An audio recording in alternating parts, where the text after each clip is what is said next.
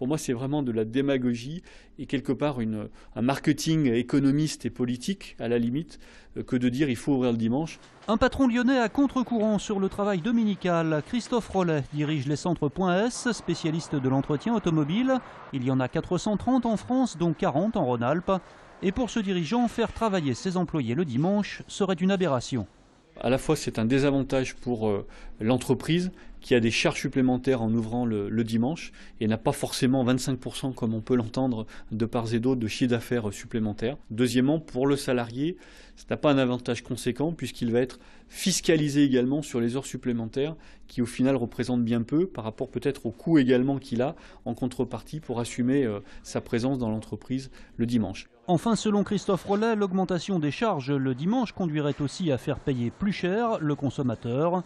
Pourtant, ce patron est favorable dans certains cas à l'ouverture dominicale.